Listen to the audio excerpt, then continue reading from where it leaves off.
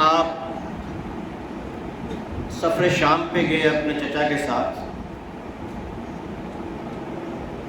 تو یہ پہلا سفر شام تھا۔ دوسرا سفر شام 24 سال کی عمر میں حضرت خدیجہ الکبریٰ کا سامان لے کے آپ گئے، اور ان کے غلام میسرہ کے ساتھ گئے، اور دونوں دفعہ بصرہ تک گئے، آگے نہیں جا سکے۔ دونوں دفعہ وہاں پہ، ایک دفعہ بحیرہ رحب اور ایک دفعہ نستورہ، انہوں نے کہا کہ آپ واپس لے جائیں، یہ نبی ہیں، ابھی نبوت کا اعلان نہیں ہوا۔ تو جب حضرت عبد المطلب نے حضرت ابو طالب کا سپرد کیا تو کہا بیٹا یہ کوئی عام بچہ نہیں ہے، اس کا نام میں نے رکھا ہے محمد، اور محمد ہوتا ہے جس کی آلریڈی پہلے سے ہی تعریف کی جانی چاہیے اور کی جا رہی ہو، ہمیشہ ہمیشہ سے جو تعریف کے قابل ہو اور جس کی تعریف کی جا رہی ہو وہ محمد ہو، تعریف کیا گیا صلی اللہ علیہ وسلم۔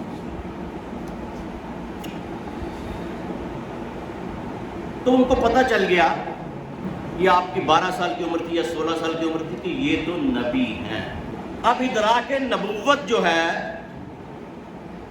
سب سے پہلے جس شخصیت کو ہوا وہ حضرت عبد المطلب ہیں، اور دوسری جس شخصیت کو ہوا وہ حضرت ابو طالب ہیں، اور تیسری جس شخصیت کو ہوا وہ حضرت خدیجہ الکبریٰ ہیں، جن کے بھائی نے، چچا زاد بھائی نے بتایا ورقہ بن نوفل نے کہ یہ نبی ہے۔ اب ان کے اسلام لانے میں لوگوں نے بہت ساری غلط فہمیاں پھیلائی ہوئی ہیں۔ میں نے بہت احادیث کا مطالعہ کیا، میں نے ان کے راویوں کو پڑھا، جتنی بھی احادیث ہیں جس میں حضرت ابو طالب کی تکفیر کے بارے میں کہ وہ کافر ہیں، وہ تمام احادیث کا جب میں نے جائزہ لیا تو اس کے جو راوی ہیں، ایک جگہ سے، 2 جگہ سے، 3 جگہ سے، 4 جگہ سے، 11 جگہ تک بھی راوی یا مجہول ہیں یا مجروح ہیں یا منکر ہیں یا ضعیف ہیں، اور یہ تمام احادیث یا متروک ہیں یا ضعیف ہیں یا موضوع ہیں۔ تو اگر ان کی ڈیٹیل میں جانا چاہوں کہ ہر حدیث کو لے کے آپ کو بتاؤں کہ فلاں فلاں فلاں راوی غلط ہے، تو اس کے لیے بہت زیادہ ٹائم چاہیے کہ ہر حدیث کے 12 14 20 راوی ہیں، اور کون سا راوی کس امام نے کہا جو اسماء الرجال کے امام ہیں، جنہوں نے کتابیں لکھی کہ یہ صحیح ہے اور یہ غلط ہے۔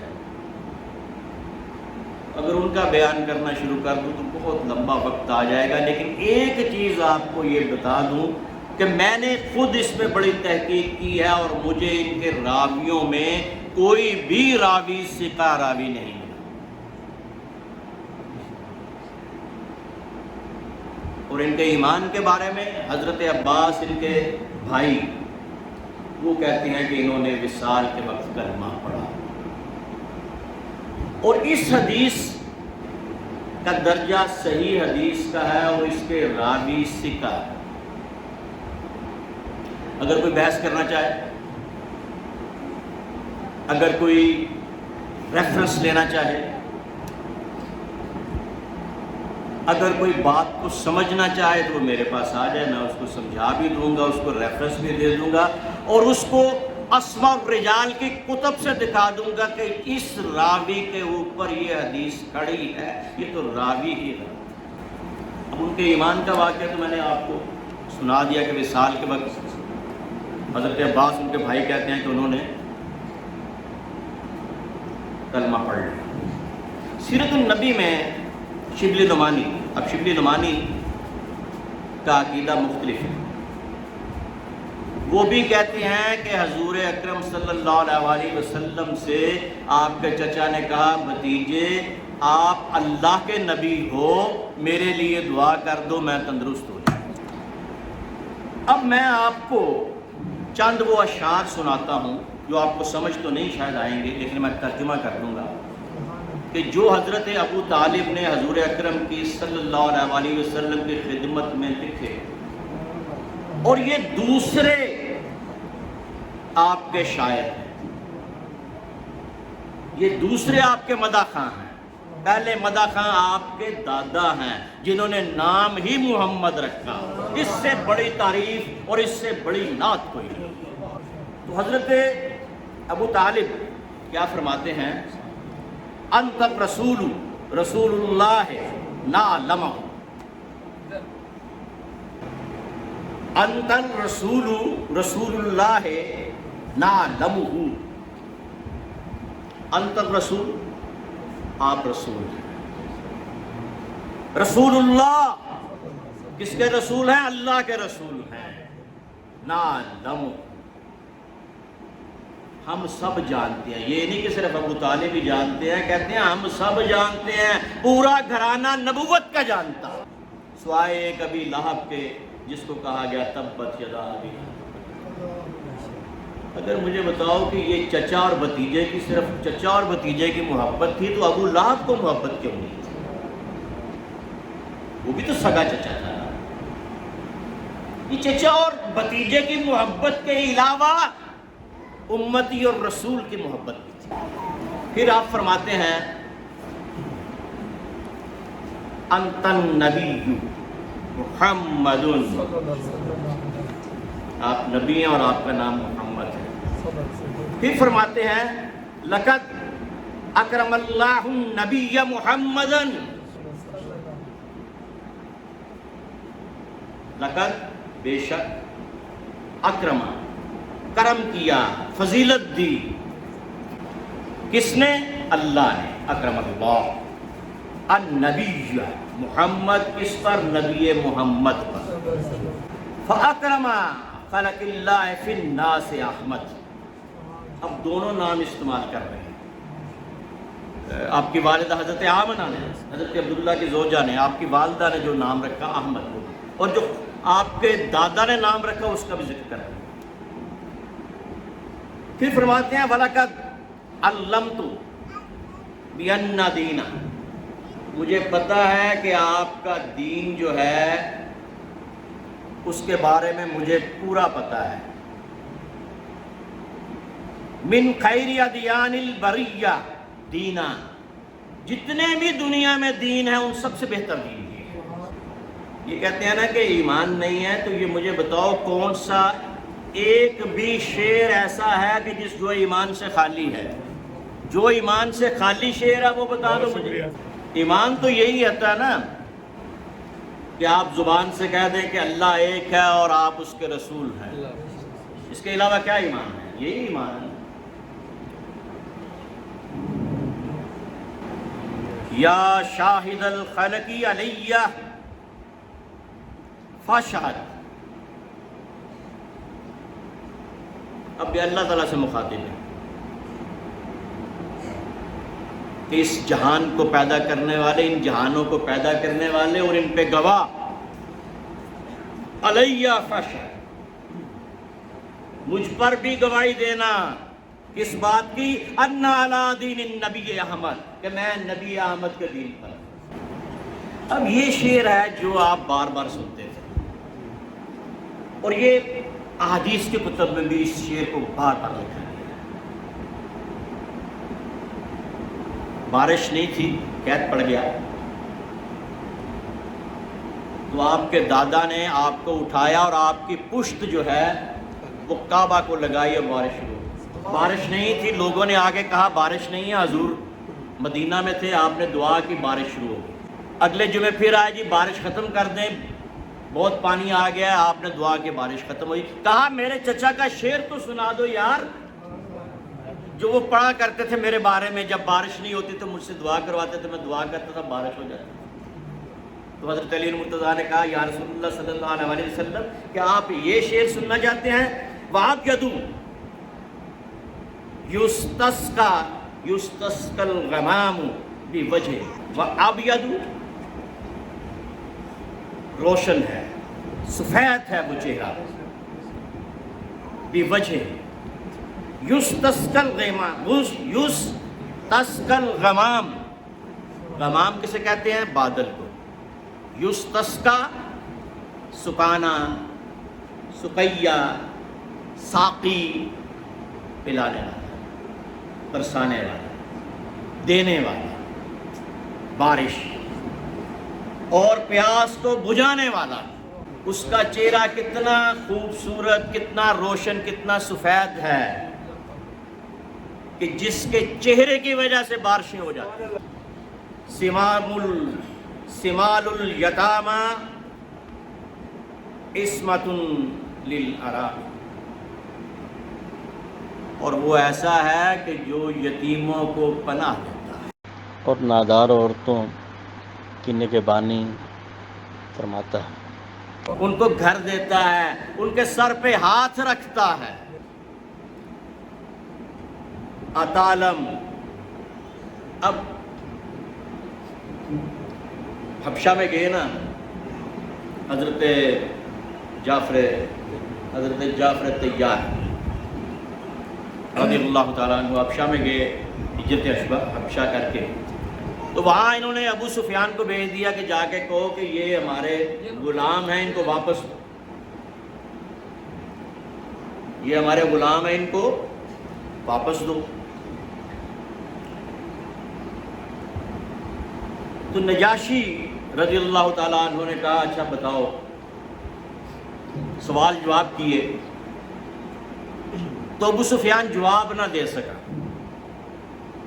تو نجاشی نے کہا کہ جو یہ بیان کر رہے ہیں حضرت جعفر نے جو قرآن کی تلاوت کی ہے، اور میں نے جو عیسیٰ اور موسیٰ علیہ السلام کی کتابیں پڑھی ہیں، یہ ایک تنکا اٹھایا اس کے برابر بھی کوئی فرق نہیں، دونوں روشنیاں ایک ہی شمعدان سے. تو وہاں حضرت ابو طالب نے کچھ اشعار لکھ کر حبشہ کو بھیجے، نجاشی کو بھیجے. کچھ اشعار لکھ کر نجاشی کو بھیجے. اس میں ایک شعر آپ کو سنا دیتا ہوں. لکھتے ہیں اتعلم ملک الحبش ان محمد، جان لے حبشہ کے بادشاہ کہ یہ محمد ہیں جن کا ذکر ہو رہا ہے، جن کے بندے تمہارے پاس آئے ہیں. نبی کا موسیٰ والمسیح ابن مریم، یہ اسی طرح نبی ہیں جس طرح موسیٰ نبی تھے اور جس طرح مسیح ابن مریم نبی. تو مجھے بتاؤ کہ ابو طالب کا ایمان کہاں پہ کھڑا ہے؟ ابو طالب کا کہاں پہ کھڑا ہے ایمان؟ امام زین العابدین. اب تم لوگ کہتے ہو جی فلاں نے یہ روایت کی، فلاں نے یہ روایت کی، فلاں نے یہ روایت کی، اور گھر کے باہر کے لوگوں کی روایتیں لے رہے ہو، جو گھر کے اندر ہیں ان کی روایتیں کیوں نہیں لیتے؟ اب ہمارے گھر کی بات ہوتی ہے، ہم لوگ اپنے خاندان کے لوگ ہیں، ہمارے گھر کی بات ہوتی ہے تو ہم کہتے ہیں ہمارے دادا نے یہ کہا تھا. بھی یہ جو سامنے بیٹھے ہیں ان کو کیا پتا ہے ہمارے دادا نے کیا کہا؟ ہمارے گھر کی بات ہوتی ہے ہمارے تایا نے یہ کہا تھا، ہمارے چچا نے یہ کہا تھا، ہمارے پردادا فلاں جگہ سے فلاں جگہ آئے، یہاں پہ جو سب سے پہلے آئے ہماری جد امجد ان کا یہ نام ہے. تو ہمیں پتا ہے کہ ہمارے دادا، پردادا، لکڑ دادا اور کون یہاں پہ آئے. سب سے پہلے حضور سرکار علی کے والد حضرت نواب علی شاہ اور ان کے والد حضرت حیدر علی شاہ، وہ یہاں پہ آئے، اور ان کے چچا حضرت عبداللہ شاہ حضوری یہاں پہ. تو یہ ہمیں پتا ہے اس لیے کہ ہمارے خاندان کی بات ہے. تو اب آپ جا کے آپ لوگوں سے میں پوچھوں تو آپ کسی کو پتا ہوگا کہ ہمارے خاندان کی کیا بات ہے؟ تو آپ خاندان سے باہر کی حدیثیں لا رہے ہو، خاندان کے اندر کی کیوں نہیں لاتے؟ امام زین العابدین علیہ السلام فرماتے ہیں، امام، اب میں آپ کو آئمہ کی بات بتا، جن کے گھر کی بات ہے وہ کہتے ہیں۔ امام زین العابدین علیہ السلام فرماتے ہیں کہ مسلمان عورت کا نکاح جو ہے